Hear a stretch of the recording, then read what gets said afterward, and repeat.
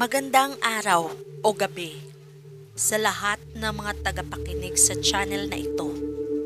Bago ko po umpisahan ang kwentong ibabahagi ko sa inyo, nawa po ay nasa mabuti kayong kalagayan saan man kayo naroroon sa bawat panig ng mundo. Ang kwento at karanasan ni Christian ng Maao, Negros Occidental. Si Christian ay nag-iisang lalaki sa tatlo nilang magkakapatid. Ulila na sila sa ama at ang ina na lang nila ang nag-iisang nagtatakuyod sa kanila.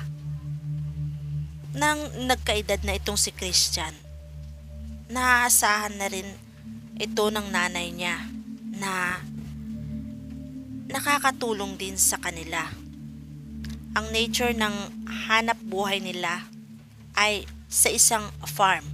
Kumbaga, nangangamuhan ang nanay nila sa isang farm ng pangsabong na manok sa Bacolod. Siyempre, itong si Christian ay lalaki sa pamilya nila. Nasa edad 23 anyos na. Di maiwasang may mga barkada din ito at kung saan-saan din ito umaabot kasama ng mga kaibigan niya. Mga kababata lang din niya ang mga kaibigan niya at iisang barangay lang din sila. Ang lugar nila ni Christian ay masasabi mo rin na hindi na ito gaano probinsya na matatawag dahil hindi naman na ito gaano kalayuan sa mismong Bacolod City. Pero ang pamumuhay nila ay payak din. Kompleto naman ang barangay nila at na panatili pa rin ang pagka-probinsya nitong lugar nila kahit mas dumami pa ang kabahayan dito. May mga malalaking puno pa rin ng paligid ng lugar nila. Kahit saan ka man bumaling, sa bawat bahay ay may mga pananim. At ang bahay nila ni Christian ay nasa bandang likuran pa ng poblasyon. Kumbaga, marami pang kabahayan ang madadaanan nila bago pa makarating sa kanila.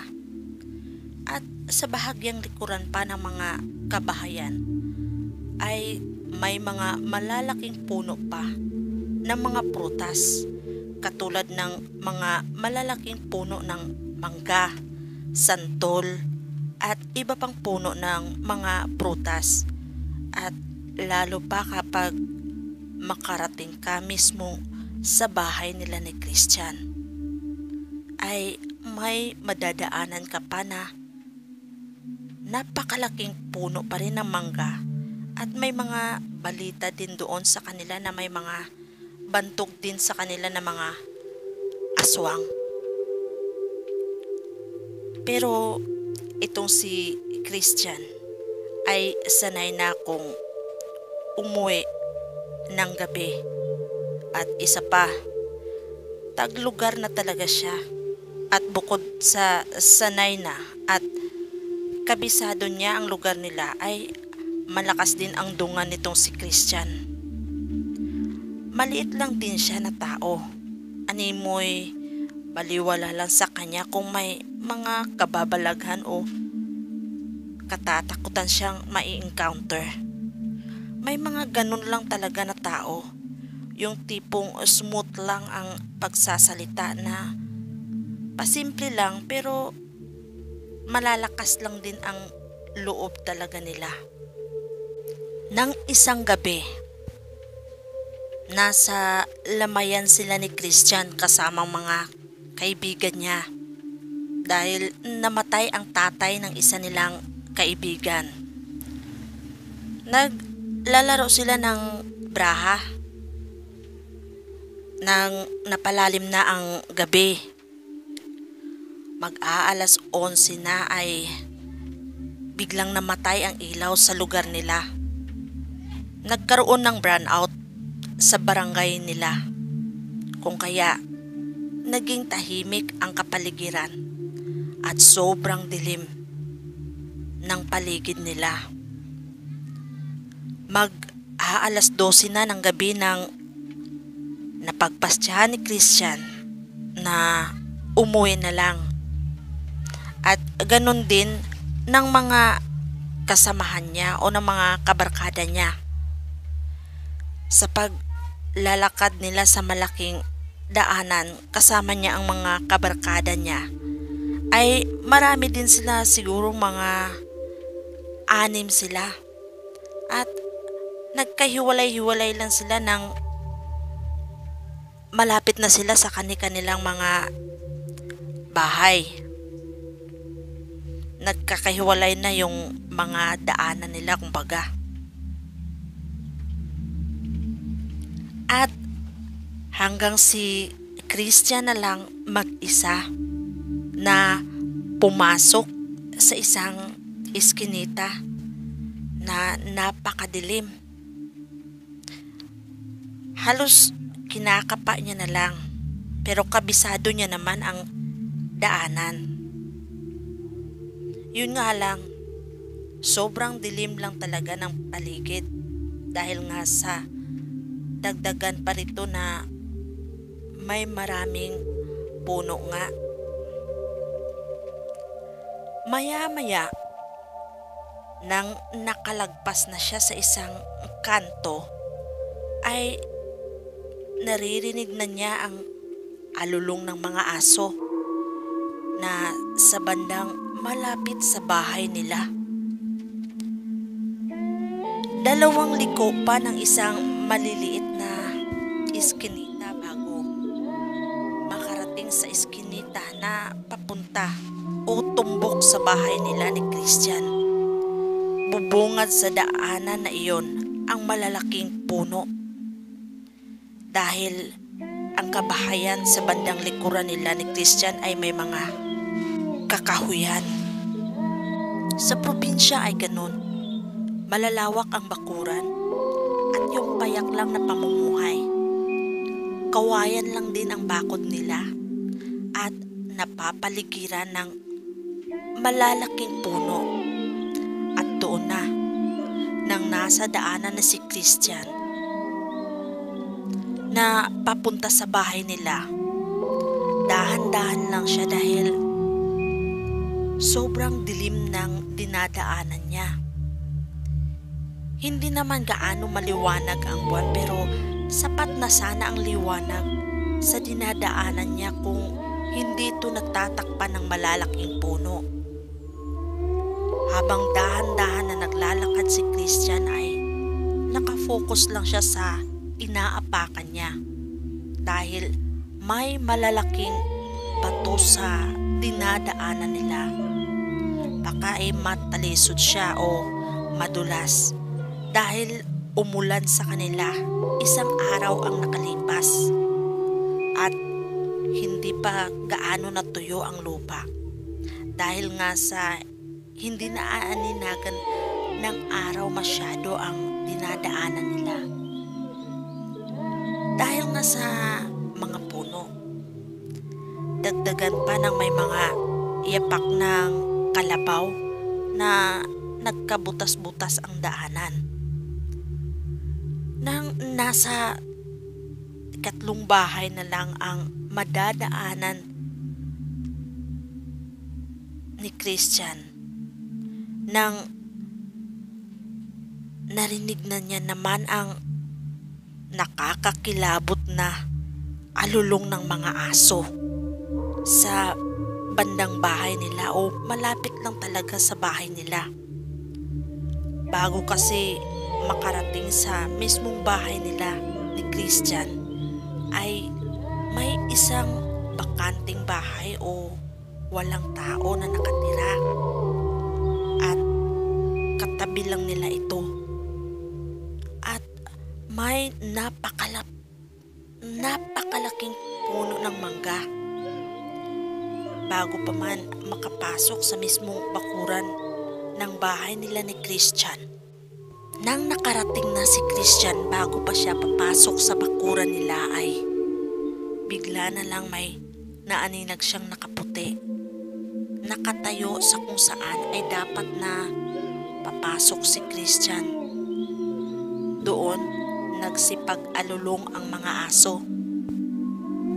Sabay galaw ng isang white lady na nakaharang sa dadaanan ni Christian. Sa madilim na kinatatayuan ng white lady ay animoy lumiliwanag ito. Nang akmanang na dadaanan na lang ni Christian ang white lady na yon, ay lumapit pa ito sa kanya. Kung kaya ay hinarap ito ni Christian. Doon nakita niya na natatabunan ng mga mahahabang buhok ang mukha ng white lady na ayon pa kay Christian, napaka haba ng buhok nito na halos sasayad na sa lupa. Parang galit ang white lady na ito kay Christian. Pero hindi na nagpatinag si Christian. Lumakas daw ang hangin bigla na yun bang hangin na malamig at nakakakilabot. Ayon pa sa kay Christian, nagpalakasan sila ng harap ng white lady. Animoy tinutulak ng white lady si Christian. Tinutulak siya ng hangin. Tinitigan ni Christian ang white lady na palutang-lutang na nakatitig sa kanya. Pero hindi nakikita ni Christian ang mukha ng white lady, kundi buhok lang na mahahaba. Nagpalakasan si Christian at ang white lady dahil gusto nang pumasok ni Christian sa bahay nila o sa bakuran nila. Pero humaharang talaga ang white lady na galit sa kanya. Hindi nagpatinag si Christian. Dinamba niya na lang ang bakod nila at sinira na lang ito at pumasok siya sa bakuran nila. Animoy lasing si Christian na pasuray-suray na naglalakad papunta sa pinto ng bahay nila. Dahil sa napakalakas ng hangin na sobrang lamig ayon pa sa kanya. At doon, kinabukasan, sinabi ni Christian sa nanay niya na ang nakita niya na inambangan daw siya ng isang white lady sa mismong bakuran nila. At nagduda sila na baka ang white lady na galit ay ang isang guro na namatay sa loob ng bahay na bakante, na mismong katabi lang ng bahay nila ni Christian. Isa na itong kaluluwang hindi matahimik. At doon, dahil sa naibahagi ko ang kwentong ito, ay dahil si Christian mismo ang nagkwento sa amin ito. Nangingilabot ako habang sinusulat ko ang kwentong ito dahil nakita ko mismo ang lugar kung saan ang pinangyarihan. Maniwala kayo sa hindi, napakabigat at napakalungkot sa lugar na yun na sinasakupan ng Maaw, Negros Occidental. At bago po ako mag-end sa videong ito, nais ko pong pasalamatan si Sir Alex ng Southern Mindanao Creepy Experience na laging sumusuporta sa channel ko. Sir, maraming salamat po sa inyo. At ganun na rin sa mga commentators ko na avid listener din ni Sir Alex. Mga madam at sir. At ganun na din sa iba, sa lahat na nakikinig sa kwento ko. Maraming salamat sa inyo. And may our God Almighty bless us all. Hanggang sa muli, maraming salamat ulit sa lahat ng nakikinig. Ingat po tayo lagi. Ako si Ate Jayan ng Sock Sergeant Creepy Tales.